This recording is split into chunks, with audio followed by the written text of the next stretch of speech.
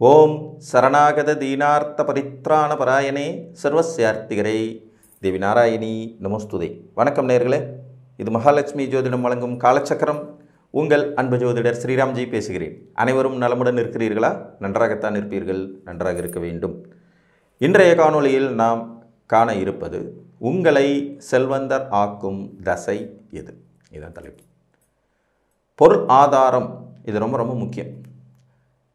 பொருள் இல்லாருக்கு இவ்வுலகில்லை சொல்லி வச்சுட்டாங்க. அருள் இல்லாருக்கு அவ்வுலகில்லை. ஒவ்வொரு மனிதனுக்கும் ஜாதகத்தில் கிரகங்கள் ஆட்சி, உச்சம், மூலத்திரிகோணம் இந்த மாதிரியான வலுவையெல்லாம் அடைஞ்சிடும். ஈவன் திக்பலம் அப்படிங்கிறது கூட ஒரு வலிமையானது தான். அந்த அடிப்படையில் நமது ஜாதகத்திற்கு செல்வந்தராக்கக்கூடிய தகுதி இருக்கிறதா, செல்வந்தராகும் யோகியதை இருக்கிறதா அப்படிங்கிறத அறிஞ்சிக்கிறதுக்கு மூல நூல்களில் நிறைய விதிகள் சொல்லி வைக்கப்பட்டிருக்கு. அதில் ஒரு விதியை பற்றி தான் இன்றைக்கி நம்ம பார்க்க போகிறோம். நீங்கள் ஏதாவது ஒரு ராசியில் பிறந்திருப்பீங்க. உங்கள் ராசிக்கு 10ஆம் அதிபதி, உங்கள் ராசிக்கு 10ஆம் அதிபதி மற்றும் லக்னத்திற்கு 10ஆம் அதிபதி. லக்னத்துக்கும் 10ஆம் அதிபதினு ஒருத்தர் இருப்பார், ராசிக்கு 10ஆம் அதிபதினு ஒருத்தர் இருப்பார். இவர்கள் இருவரும் பரஸ்பர கேந்திர திரிகோணத்தில் அமர்ந்து, திருப்பி இந்த விதியை சொல்கிறேன், உங்கள் ராசிக்கு 10ஆம் அதிபதியும் உங்கள் லக்னத்திற்கு 10ஆம் அதிபதியும் இவர்கள் இருவரும் பரஸ்பரம் திரிகோண கேந்திரத்தில் இருக்கணும். இவங்க ஒருத்தருக்கு ஒருத்தர் மறையாமல் இருக்கணும். பரஸ்பரம் கேந்திரத்திலையும் இருக்கலாம், திரிகோணத்திலும் இருக்கலாம்.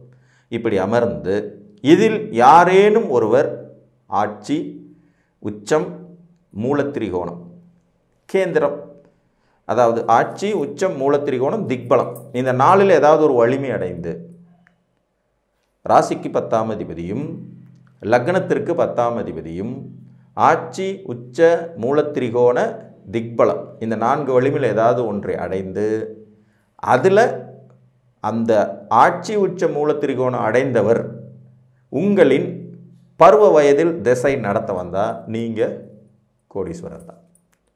செல்வம் சேர்க்கும் தசை அதுதான். புரியுதுங்களா? மறுபடியும் ஒரு முறை இந்த விதியை சொல்கிறேன். உங்கள் லக்னத்தின் 10ஆம் அதிபதி ஒருத்தர், ராசியின் 10ஆம் அதிபதி ஒருத்தர். இவங்க 2 பேர், 2 கிரகங்கள் இருக்காங்கன்னு வச்சுக்குவோம். சார் எனக்கு 2 பேருமே ஒரே ஆள் தானா? அது தனி கதை. அப்போ அவரே ஆட்சி, உச்சம், மூலத்திரிகோணம் அடையணும்னு எடுத்துக்குவோம். இப்போ உதாரணமாக ஒருத்தர் தனுசு லக்னம், தனுசு ராசின்னு வந்துடுவோம். சரி, அப்போ தனுசு லக்னம், தனுசு ராசின்னு வரும்போது 10ஆம் அதிபதியாக ஒரே ஆளே வந்துடுவார். ராசிக்கு 10ஆம் அதிபதி ஒருத்தர் தான், லக்னத்துக்கு 10ஆம் அதிபதி ஒருத்தர் தான். இவர் ஆட்சி, உச்சம், மூலத்திரிகோணம், திக்பலம் அடையணும்னா ஒன்று லக்னத்தில் இருக்கணும், இல்லை 7ஆம் இடத்துல இருக்கணும், இல்லை 10ஆம் இடத்துல இருக்கணும். ஸோ அதுதான் கணக்கு. லக்னாதிபதியும் ராசி அதிபதியும் ஒரே ஆளாக இருக்கிறவங்களுக்கு 10ஆம் அதிபதி ஒருத்தராக தான் வருவார். அதுலேயும் வேறு வேறு ராசி லக்னம்னு இருக்கும்போது மாறி வந்துடும். உங்கள் லக்னத்துக்கு 10ஆம் அதிபதி, ராசிக்கு 10ஆம் அதிபதி கேந்திர திரிகோணங்களில் இருக்கணும். இவங்க 2 பேரும் ஒன்றா இருக்கலாம், இல்லை ஒருத்தருக்கு இன்னொருத்தர் 4, 7, 10 இருக்கலாம், அல்லது 5, 9 இருக்கலாம். அப்போ இது கேந்திரம் அல்லது திரிகோணம் அப்படின்னு வரும். அப்படி அமர்ந்து யாரேனும் ஒருவர் ஆட்சியோ, உச்சமோ, மூலத்திரிகோணமோ அல்லது திக்பலமோ அடைந்திருக்கணும்.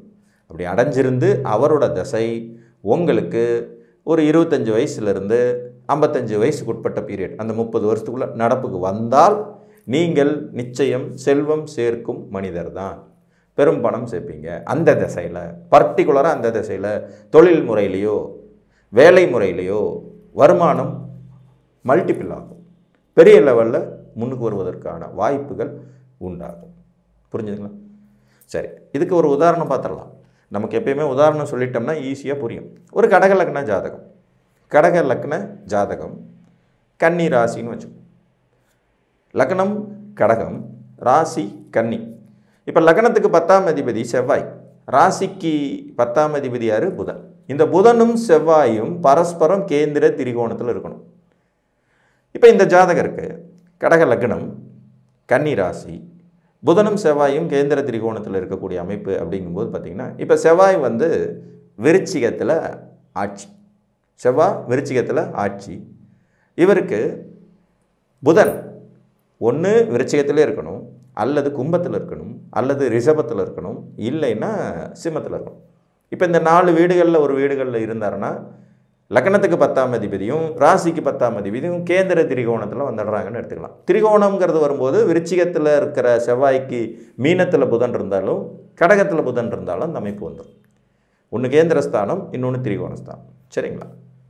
கடக லக்னம் கன்னி ராசி. இப்போ இதில் செவ்வாய் வலுவாக இருக்கார். செவ்வாய் வந்து வலுவாக இருக்கார். இந்த ஜாதகத்தினுடைய அமைப்பில் வந்து பார்த்திங்கன்னா லக்னத்துக்கு 10ஆம் அதிபதி பவர்ஃபுல்லாக இருக்கார். இவர் கன்னி ராசியில் பிறந்துட்டார். உத்திர நட்சத்திரம் கன்னி ராசி. இப்போ ஜாதகப்படி பார்த்தோம்னா இவருக்கு இளமையிலேயே சூரிய திசை ஒரு 5 வருஷம், சந்திரன் 10, செவ்வாய் 7, 15 வயசுலேருந்து 22 வயசில் செவ்வாய் திசை முடிஞ்சிடுது. இது விதிகளின்படி எல்லாமே பொருந்தி வரும். ஆனால் அந்த யோக திசை நடப்புக்கு வர்றது அந்த பருவ வயதில் வராது. புரியுதுங்களா? இது எல்லா விதியும் பொருந்திருக்கும் நீங்கள் கணக்காக பார்த்தீங்கன்னா. ஆனால் தசை ஆட்சி பெற்ற செவ்வாய் தசை நடத்த வர முடியாது. இதில் புதனுக்கு வலு கிடைக்கிறதா அப்படின்னு பார்க்கும்போது கும்பத்தில் இருந்தாலும் ரிஷபத்தில் இருந்தாலும் சிம்மத்தில் இருந்தாலும் ஓகேங்கிற லெவலில் புதன் இருப்பார். கும்பத்தில் இருந்தாலும் ஓகே தான், நட்பு. ரிஷபத்தில் இருந்தாலும் அதி நட்பு. சிம்மத்தில் இருந்தாலும் நட்பு. மீனத்தில் இருந்தால் நீச்சங்கிற வலிமைக்கு போயிடுவார். கடகத்தில் இருந்தால் பகைங்கிற வலிமைக்கு போயிடுவார். அப்போ ஜாதகப்படி புதன் இங்கே பெரிய லெவலில் வேலை செய்கிறதுக்கான வாய்ப்புகள் கம்மி. இன்னொன்று, இவர் பிறந்தது சூரிய திசை. சூரியன், சந்திரன், செவ்வாய், ராகு, குரு, சனி. புதன் வரும்போது வயசு தாண்டிடும். இது பார்த்தீங்கன்னா மேலோட்டமாக யோகம் இருக்கும். ஆனால் யோகம் வேலை செய்கிறதுக்கான வாய்ப்புகள் குறைவாக இருக்கும். இன்னொரு விதி பார்க்கலாம். ஒரு மகர லக்ன ஜாதகம், மேச ராசி. மகர லக்ன ஜாதகம், மேச ராசி.